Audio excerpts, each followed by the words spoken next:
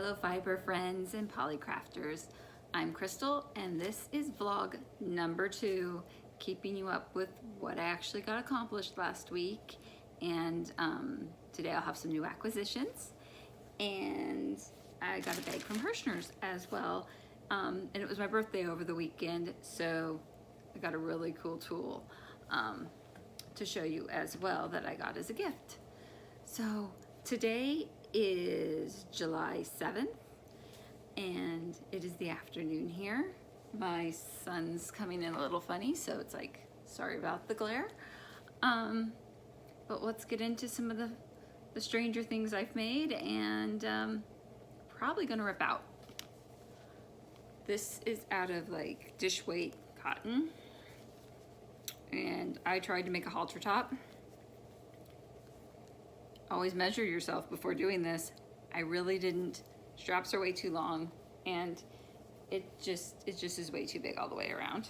I always think I'm bigger than what I am, and they, yeah, just in the back, totally horrible overlap. So I'm gonna rip it out, measure myself very well, and then try again. But that's what happens when I try to design things without measuring and just going for it. So that being said, I'll probably stick with the little flowers out of that stuff anyway. So 1, 2, 4, using up all the ends, 6, 8, 10, 11. So Christmas presents are going to be awesomely full of those. 4 hat not hate. 2 more hats. This is out of the recycled polyester that I picked up at Michael's for like $2.40 a ball. There's still some left on that ball, so I got over 3 hats out of 1 ball of that stuff, and they're so super soft. And then this one has a stripe in the middle. So I used up all this dark yarn with incorporating the ombre. And that's super soft. Things I currently have in progress. Oh, the yarn's fun on this one. They say it's a number 1. Stuff is pretty thick. It's more like a light 2. Or, yeah, 2, 3. It seems pretty heavy, but I'm working on this. So it's going to be this little dragon right here. Then I'll work on the other one. And the pattern for this is on Red Heart's website. And I'll try to link that down below so you can see them. They're free downloads of their little amigurumi animals. Probably did not say that right. Anyways, for acrylic yarn, it's pretty cute. It's more soft and sturdy as far as that's concerned. And it got his little eyeballs in there.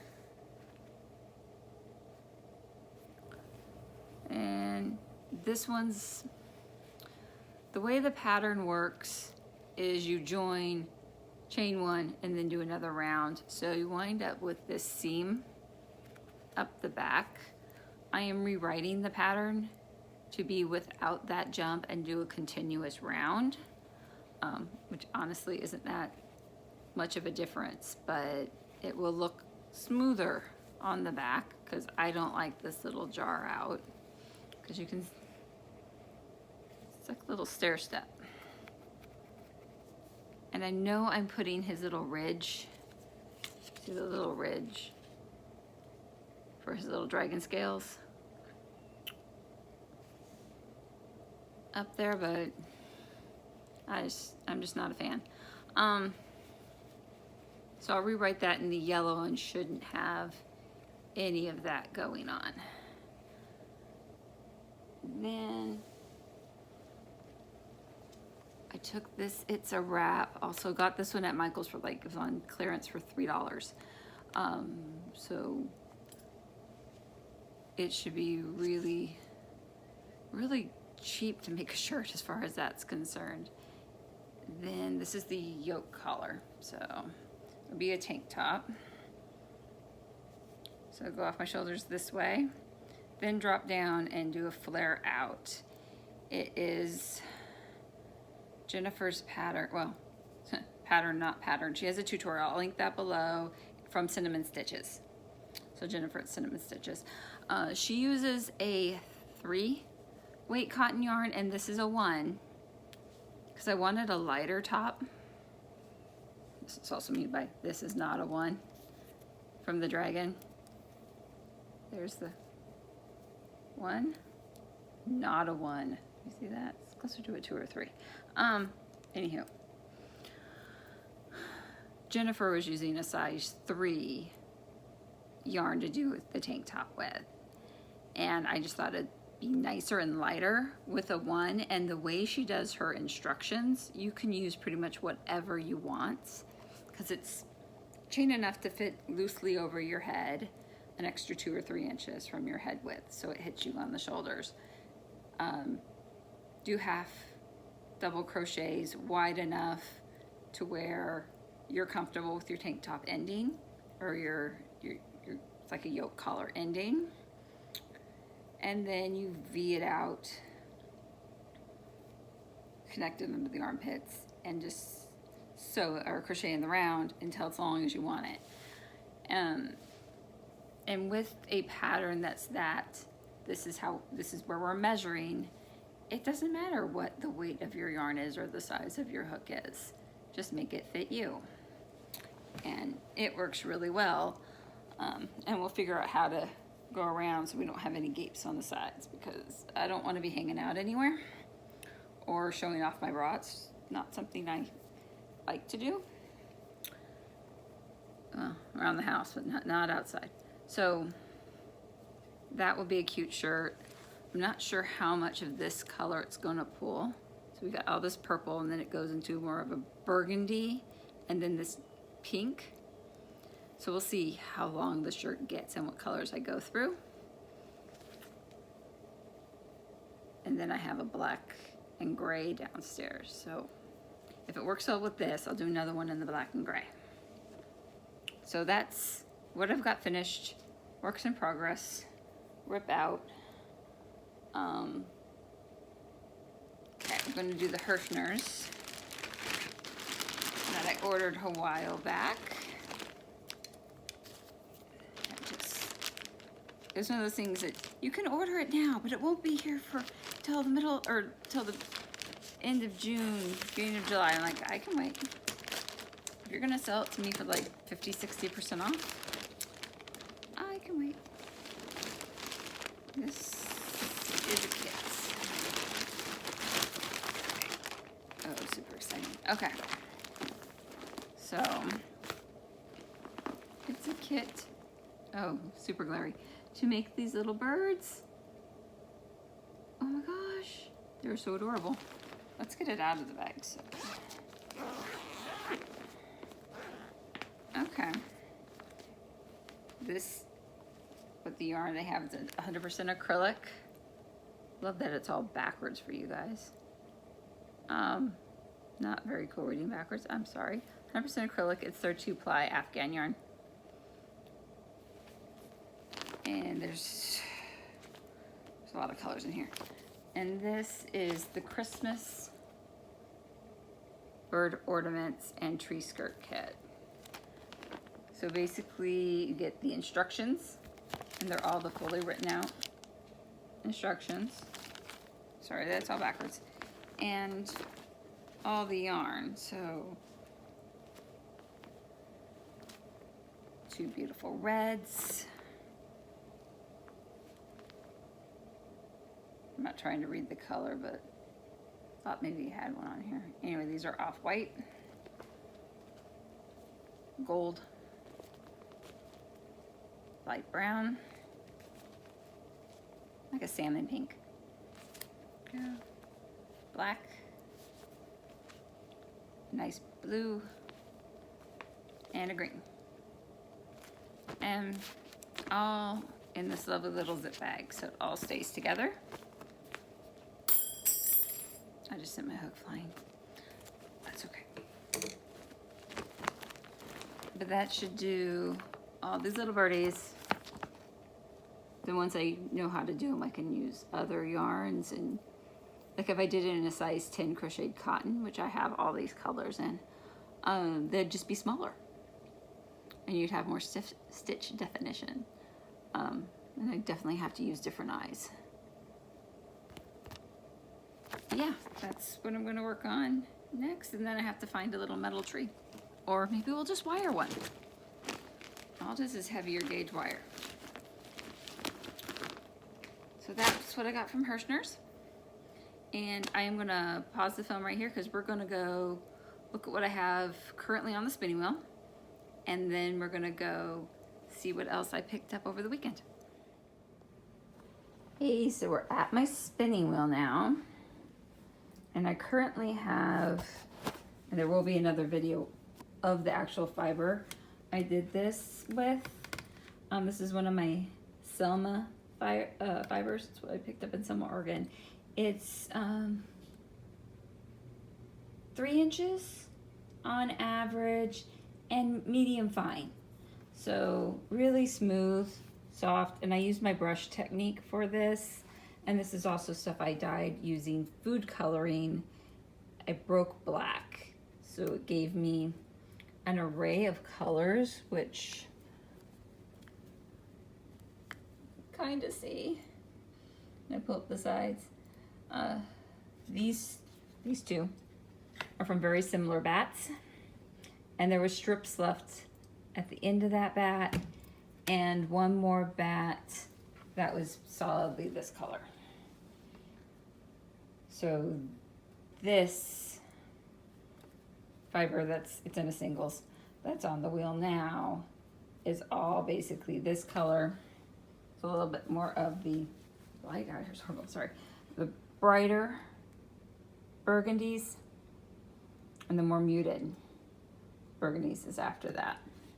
So I'll spin these together as a double ply, and then I'll spin this one back on itself, and it will be a ball of it. So it'll be a coordinating color. So I can do like toes and cuffs on socks with this, and the rest with the colors, or maybe it's enough. It'll definitely do a scarf, might do a hat, socks. I don't think it'll do a big project. But that's that. In here, I'm gonna pull this out to get a little bit more sunlight. There you go. This are 2 bats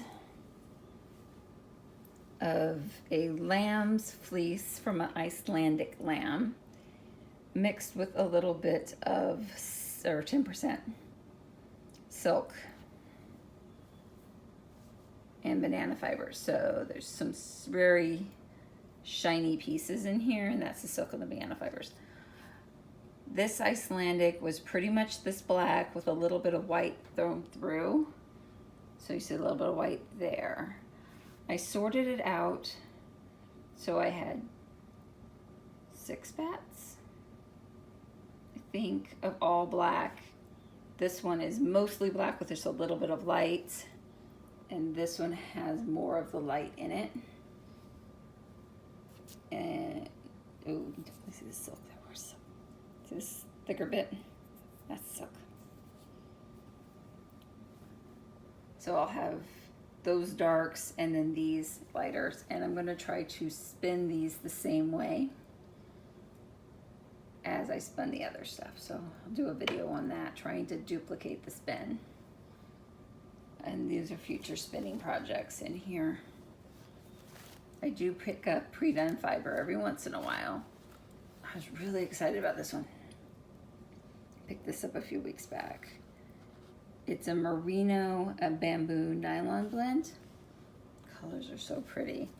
And this one, for Food Farms. There you go. Is Targi bamboo and silk.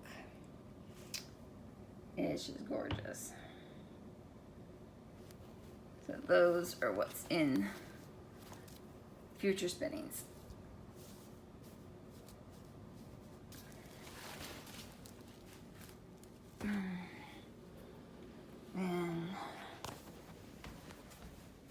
birthday present.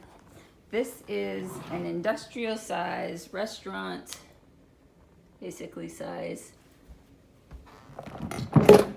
salad spinner. Ha ha ha. So when I wash the wool, instead of throwing it in my washer, I can just put it in here. You see the drain hoses in there. That actually will come out and hook to the bottom of the unit.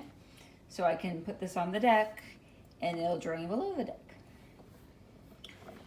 That would be very useful. I can also use this like I would my buckets and then soak the fiber in here and then spin it out when I want to spin it out.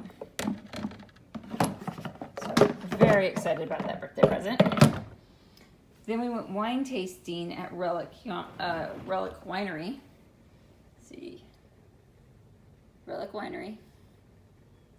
Old Stage Road, Central Point, right? And I picked up a alpaca fleece. So it says the blanket. It was shorn in March, and she's white. I started separating it. I still have half the fleece there in the bag, and I got 3 bags so far of really good fiber, and one of the little bits that's like part of the top of the leg or something like that I separated out, that I will do, call it a garbage can blend, because it's like the little bits that are left over from everything. It's like when you're spinning and you got a couple little thick spots and you don't want them in that spin, but they're still good. Just the little box I have under my spinning wheel.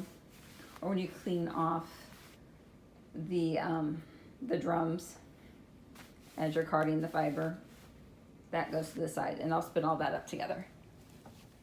But as far as this alpaca is concerned, you get some fiber closeness here. Tips are dusty. I will actually wash this. I know a lot of people will just spin it the way it is, but I can't stand the dust on my hands. So I will do it a gentle baby wash, and it should get pretty white. It is so super soft. And this alpaca is only a couple years old. So I don't know if this was the first time it was shorn or the second, but it was one of the young ones in their flock. Now I'm gonna stop the film and show you what else I got. Hello, welcome to the back porch. This is the other items I picked up, and they're half in shade and half in harsh sun. But there's 3 sheep's fleeces here, and they're from my new friends down in South Salem. This is a Willamette Blackface Chevault blend, and these haven't touched these, so they literally got shorn, everything wrapped up and put in. So it's going to take a bit of cleaning, but I hope you can see my hand. So what, about 2 inches in length, pretty fine. Just needs to be cleaned up. These, ooh, that's very dirty. Mixed breed long wools. Try to show you a spot that's not so overly dirty. That looks pretty long. They're pretty sticky. They're like 6 inches in length. And I'm getting so much glare on the filming that I can't see what I'm showing you. This is another big mixed breed long wool, all in its bag there, and it's pretty warm right now, so I'm not going to be opening them up until this evening. And they do smell really sheepy, so they'll sit out for a bit, and I'll do another video where I will unwrap those. So I'll leave you with a lovely view of the woods.